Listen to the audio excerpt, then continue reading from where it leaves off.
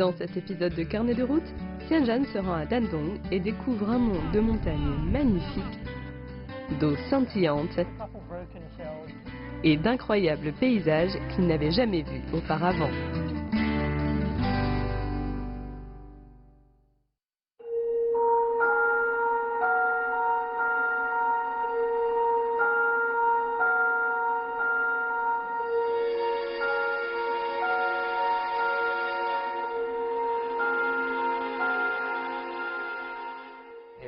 Et voilà, c'est le fameux pont cassé qui est probablement l'un des monuments les plus emblématiques de Dandong. Et avant qu'il ne soit bombardé pendant la guerre de Corée dans les années 1950, ce pont reliait la Chine à la RPDC. Mais avoir un voisin célèbre n'est pas la seule chose qui a valu à Dandong de devenir connu. Et je veux vous emmener explorer ces trésors cachés. Je suis Tianjan, bienvenue à Dandong.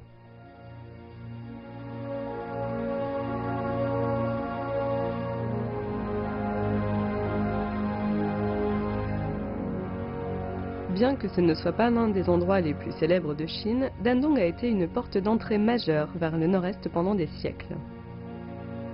Installée sur les rives de la rivière Yalu, en face de la RPDC, Dandong est la plus grande ville frontalière de Chine.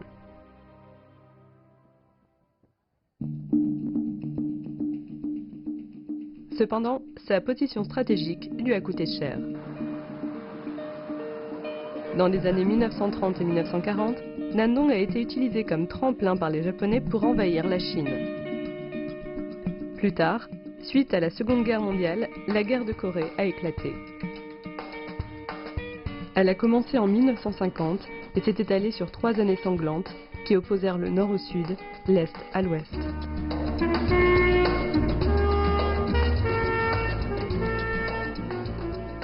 Aujourd'hui, ce pont cassé nous rappelle encore les dégâts infligés par les bombardiers américains, son métal déchiré et la marque de lignes d'approvisionnement interrompues. Il est depuis lors devenu l'attraction numéro 1 de Dandong. Une superbe plateforme d'observation pour apercevoir notre voisin reclus de l'autre côté de la rivière.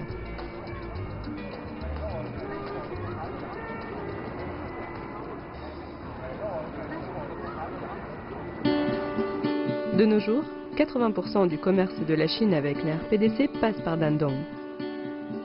Comme vous pouvez le voir depuis tous Hanbok, cet endroit est également un centre touristique avec des voyages d'une journée à Seonyotsu, de l'autre côté de la rivière, et des voyages plus longs dans la capitale Pyongyang. Bien sûr, si vous ne disposez pas d'assez de temps, vous pouvez toujours sauter sur le bateau de la rivière Yalu qui, pour 50 yuan, vous emmènera très près de l'autre côté. C'est très grisant pour moi. Donc du côté droit, nous avons Dandong. C'est la Chine. Vous pouvez voir les gratte-ciel et de ce côté, eh bien, ce que je peux dire, c'est que les bâtiments sont un peu plus petits. C'est du côté de la RPDC. Mais pour être honnête, je ne pourrai jamais être plus près que ça de la RPDC. Je veux dire, la rivière fait 900 mètres de large et nous sommes si proches maintenant que tout à l'heure, je pouvais entendre de la musique de l'autre côté. Vous ne pouvez pas vraiment faire la différence entre les deux pays, sauf évidemment la taille des bâtiments. Mais c'est très intéressant.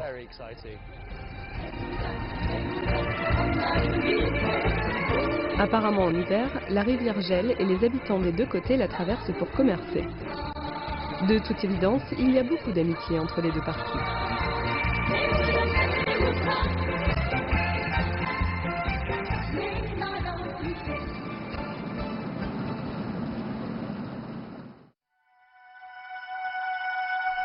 Dandong a beau être une ville portuaire, elle n'en reste pas moins très montagneuse.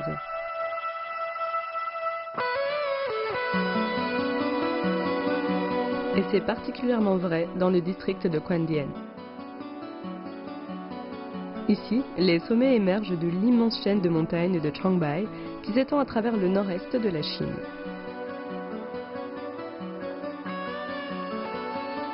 Tianjan est à Fenghuangshan, également connue sous le nom de la montagne Phénix.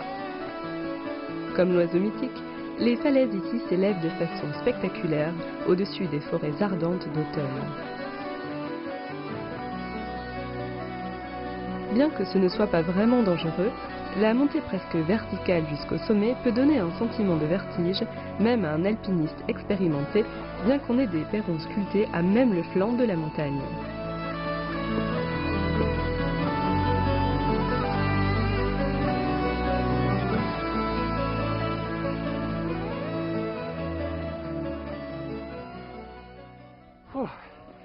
Ça fait transpirer. Je veux dire, qui a besoin d'une salle de musculation quand vous avez tous ces escaliers à escalader? Et voilà, l'Agneau Bay. C'est probablement l'endroit le plus célèbre de cette montagne. Et on dit qu'il ressemble à un dos de vache. Pour moi, ça ressemble plutôt à un chaton.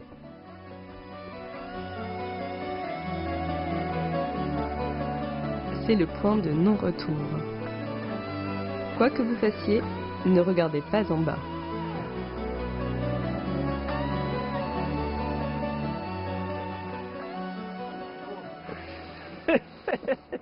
C'est juste un peu étroit.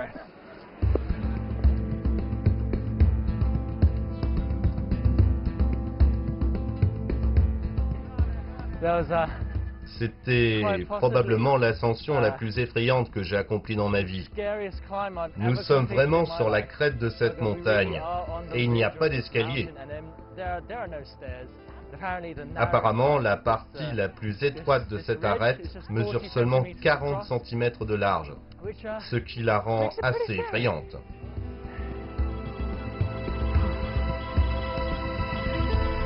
Et comme si cette ascension vertigineuse ne suffisait pas, il y a même une passerelle en verre. Finalement, ce n'est pas si effrayant. Je me sens en sécurité et si c'est trop impressionnant pour vous, vous pouvez toujours emprunter le chemin cimenté. Donc, c'est parti!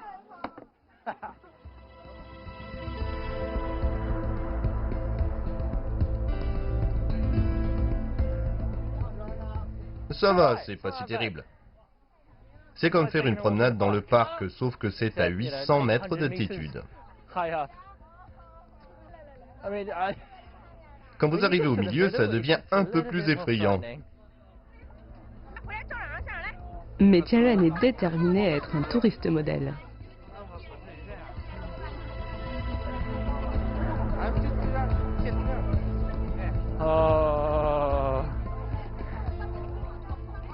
Je peux rester ici, mais je ne peux pas regarder de l'autre côté.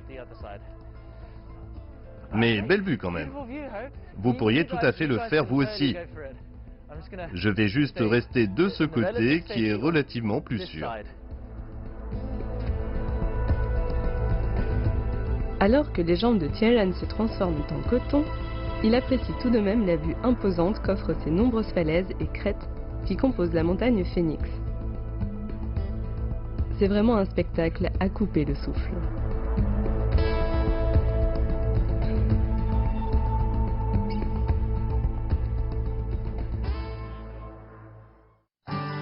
À suivre, Tianren se perdra dans les couleurs de l'automne alors qu'il se dirige vers la montagne Tianhua où il affrontera sa pire peur.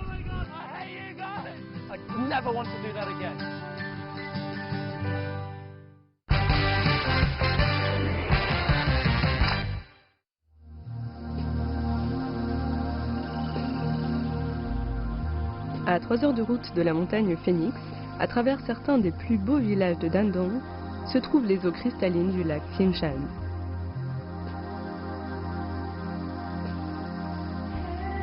Ce lac fait partie de la région pittoresque de Qingshanguo, qui est l'une des 6 réserves naturelles les moins polluées du monde selon l'UNESCO. Tianren a l'impression d'être sur les hautes terres d'Écosse. Ça me rappelle un peu le Loch Ness. En fait, j'étais assez surpris de découvrir qu'ils n'ont pas de légende sur les monstres marins ou autres. Je suppose que ça correspond bien aux gens de cette région de Chine qui sont très directs. Ils vont droit au but. Ils ne plaisantent pas, ils veulent du gros poisson.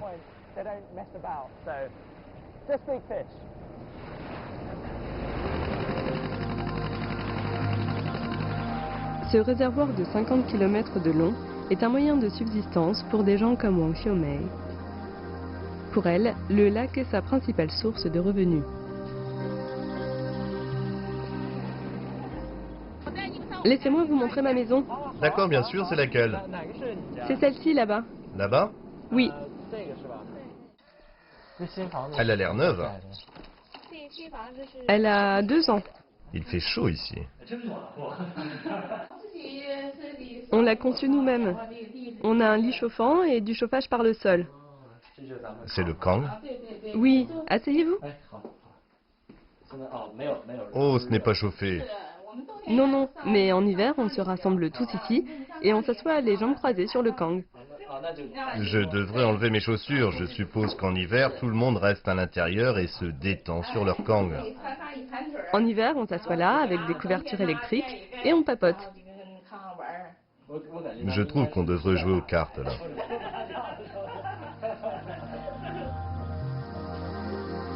C'est vraiment un endroit idyllique pour élever sa famille. Si je te parle en anglais, tu comprends? Non. Je croyais que tu l'étudiais.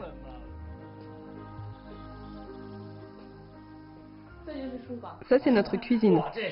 En voilà un gros wok. Il me tarde d'essayer ça. J'aimerais bien avoir une de ces choses à la maison ici, mais j'aurais besoin de quelqu'un pour cuisiner pour moi donc. Oh merci, c'est bon. Goûtez, on n'en mange pas beaucoup. Il y a une grande différence entre les cuisinières à bois et les wok et leurs équivalents électriques. Attention, c'est chaud.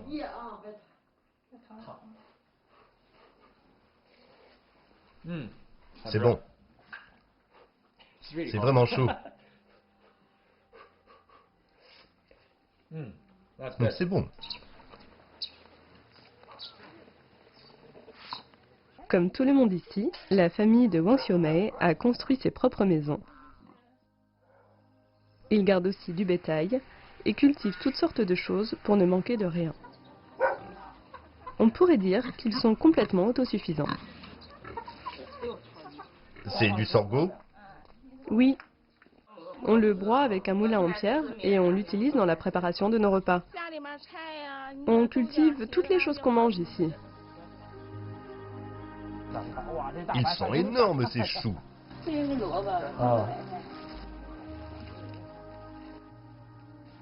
On voit la différence entre les enfants qui ont grandi à la ville et ceux qui ont grandi à la campagne. Je ne sais pas du tout quel haricot je dois ramasser.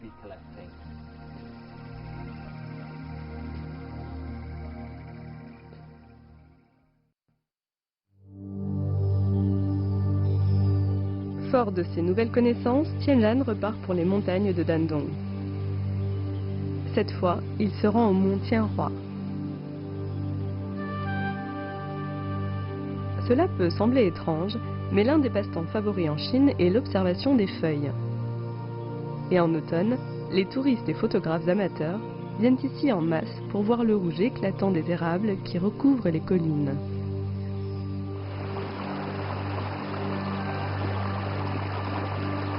Recouvert à 95% d'arbres, cet endroit est littéralement une bouffée d'air frais, un répit apprécié pour les citadins comme Tianlan.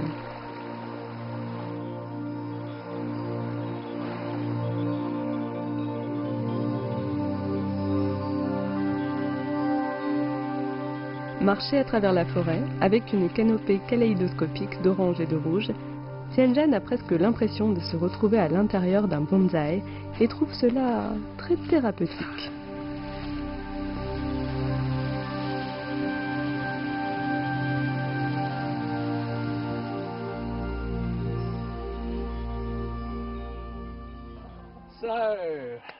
Un nouveau jour, une nouvelle montagne.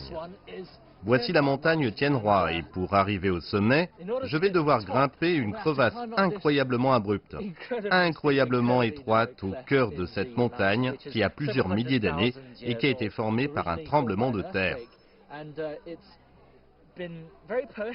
Elle a très poétiquement été appelée la vallée des cieux, ce qui vous donne une idée de l'altitude de cet endroit. Et comme c'est un passage à sens unique, la seule façon pour moi de redescendre est d'utiliser une tyrolienne. Souhaitez-moi bonne chance.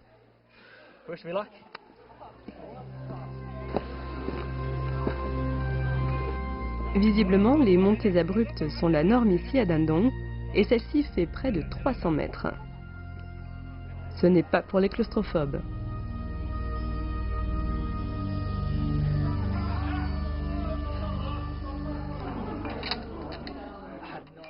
Je ne savais pas qu'on ferait de l'escalade ici.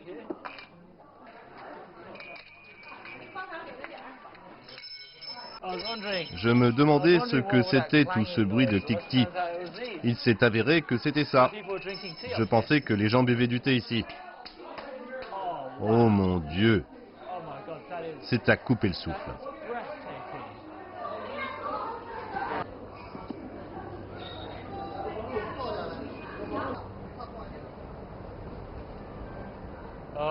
Oh mon Dieu! Oh ma parole! Disons que quand vous êtes à l'intérieur, vous pouvez vraiment vous représenter l'ampleur du tremblement de terre qui a causé ça. Cette faille fait à peine la largeur des épaules. Il y a de l'eau sur ces escaliers, donc l'ascension n'est pas facile. Il y a aussi un rocher géant juste derrière mon caméraman, donc vous devez faire attention à votre tête. Lorsque vous atteignez le sommet, le ciel s'ouvre devant vous et vous avez droit à un panorama incroyable. Le seul problème étant, comment redescendre? Plus je m'approche de la tyrolienne, et moins j'ai envie de la prendre. Disons que j'en ai déjà fait avant.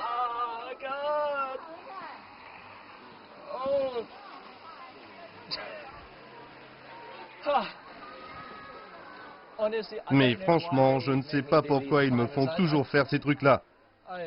J'ai tellement peur.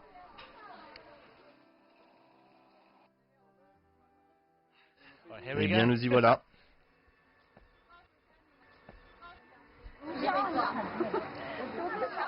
Ah, ces amateurs de sensations fortes, on vous garantit qu'ils vont le regretter.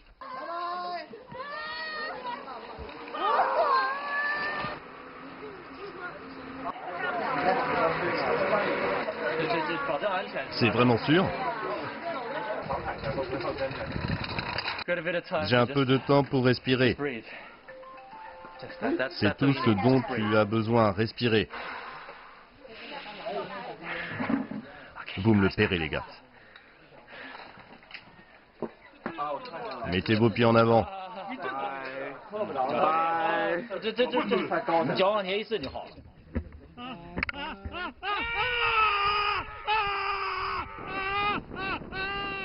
Mon Dieu!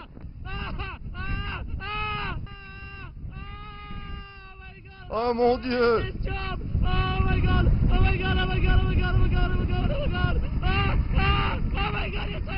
Je déteste ce travail. Oh mon Dieu! Je vous déteste, les gars. Oh mon Dieu! Je ne pleure pas. C'est vraiment pas marrant. Oh mon Dieu! Christ. Il y a quelques larmes sur mon visage. Mais je vous jure que je ne pleure pas. C'est parce qu'il y a du vent. Ça ne s'arrange pas, ça fait peur tout du long. Je ne veux plus jamais faire ça.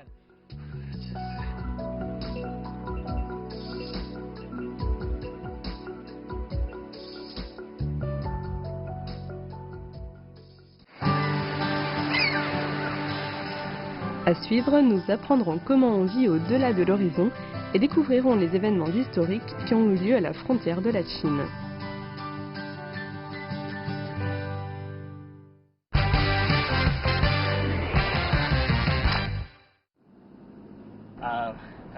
On a dû se lever tôt ce matin. On s'est levé à 5 heures. On se dirige vers le port maintenant. Et nous allons prendre un ferry pour l'île la plus au nord de Chine.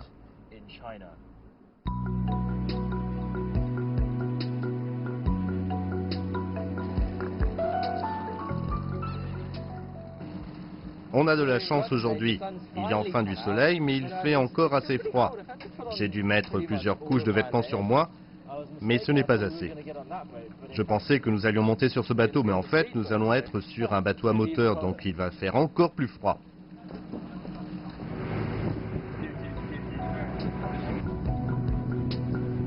Heureusement, il ne faut que 20 minutes pour arriver à l'île Jiangdao, notre destination.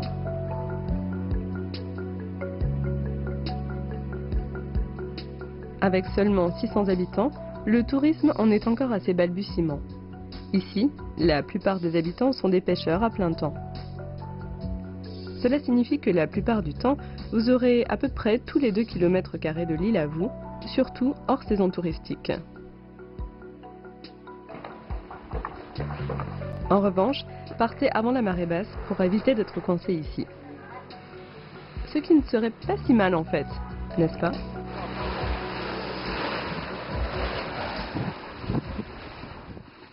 En marchant sur l'île, vous vous rendez compte que tout le monde ici dépend de la pêche, ou alors s'en sert pour compléter ses revenus. Les gens ouvrent plein d'auberges où vous pouvez goûter à la cuisine locale.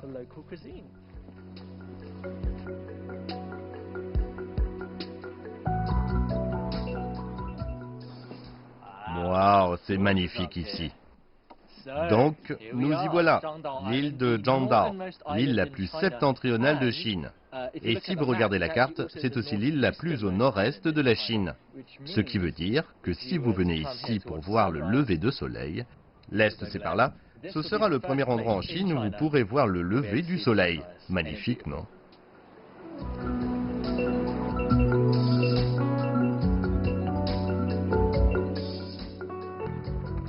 Pour vraiment avoir une idée de la vie sur l'île, nous devons partir en mer. Tianran a réussi à embarquer sur un bateau de pêche conduit par Monsieur Zhang. Lui et son équipage de 3 hommes les emmènent à un endroit où on peut pêcher au chalut. Habituellement, ils pêchent la nuit et ne reviennent que le matin, mais pour nous, ils ont fait une exception.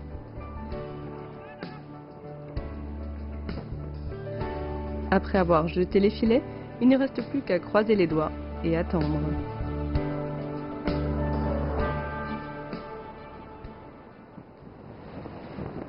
Qu'allons-nous pêcher aujourd'hui? Principalement des coquillages. Malheureusement, en raison de la surpêche, il n'y a plus beaucoup de poissons ici. En général, on gagne 6 à 8 000 renminbi par nuit. C'est beaucoup. Mais quand je compte toutes les dépenses, je serai chanceux s'il me reste encore quelque chose.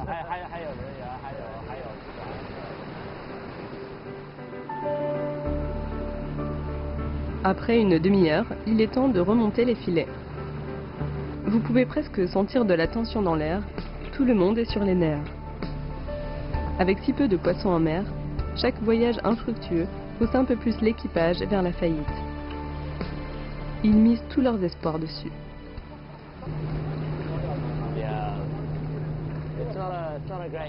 Ce n'est pas une bonne prise, mais qu'est-ce qu'on peut y faire?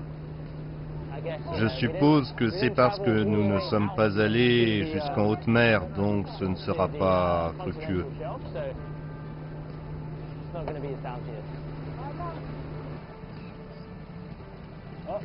Oh voilà, le deuxième filet. Nous n'avons pas fait une bonne prise avec le premier filet. Juste quelques coquilles brisées, un crabe et une pieuvre. C'est un peu triste, vraiment. En espérant qu'il n'y en aura plus. Et bien voilà, wow, ça paraît bien. Il y a sûrement quelques kilos de choses à vendre là-dedans. Mais toujours pas assez compte tenu de la taille du filet. Mais pas si mal pour 30 minutes de travail. Pour réduire les pertes, ils ont fait marche arrière. Avoir rattrapé un bulot n'est pas suffisant pour atteindre le seuil de rentabilité. L'équipage a donc décidé de déposer l'équipe de carnet de route et de repartir, mais cette fois-ci vers une mer plus dangereuse mais aussi plus rentable. Une fois à bord, cela peut prendre jusqu'à 1 semaine avant qu'ils ne reviennent et, espérons-le, beaucoup plus riches qu'avant.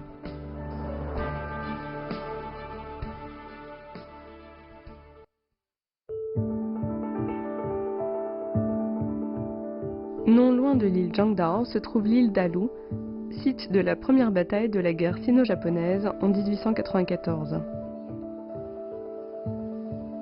Elle abrite la tombe de Deng Shechang, un capitaine de la marine qui tenta dans un dernier élan de foncer sur un navire ennemi car son propre navire avait malheureusement été déjà touché.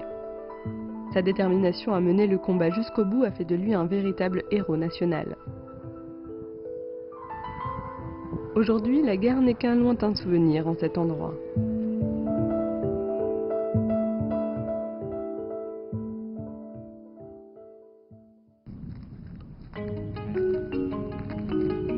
De retour sur la terre ferme, Tianjan tombe sur un spectacle curieux. Malheureusement, plus personne ne vit dans ces maisons sur pilotis et très peu de gens utilisent encore ces vieux bateaux de pêche. Je suppose que cet endroit est presque comme un musée miniature. J'ai entendu dire qu'ils font de très bons fruits de mer qui, bien sûr, ont été fraîchement pêchés le jour même.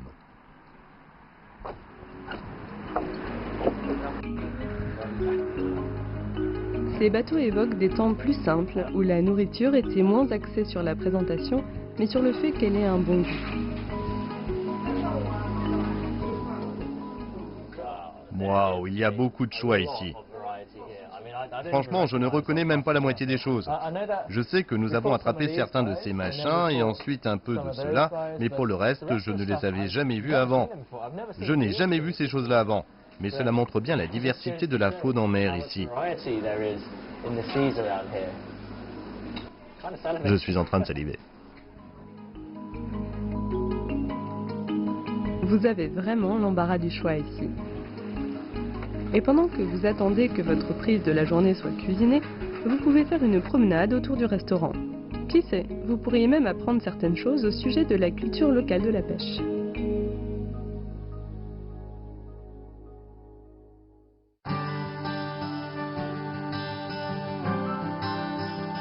Aucun voyage à Dandong ne serait complet sans visiter la grande muraille de Rushan. Construite sous la dynastie Ming il y a environ 600 ans, elle n'a été que récemment découverte et reconnue une fois pour toutes comme étant le point le plus à l'est de la Grande Muraille.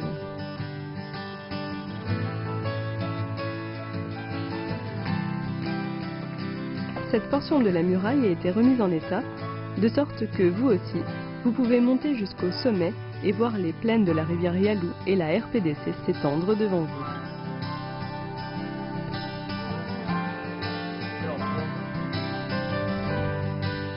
Eh bien, nous y voilà. La partie la plus à l'est de la Grande Muraille, et je suppose en quelque sorte une des frontières de la Chine parce que la RPDC est juste là-bas. Pour être honnête, cet endroit a vraiment changé ce que j'avais à l'esprit sur le nord-est de la Chine. J'ai toujours pensé que cette partie du pays était invivable avec des hivers froids de moins 30 à 40 degrés. Mais Dandong est différent.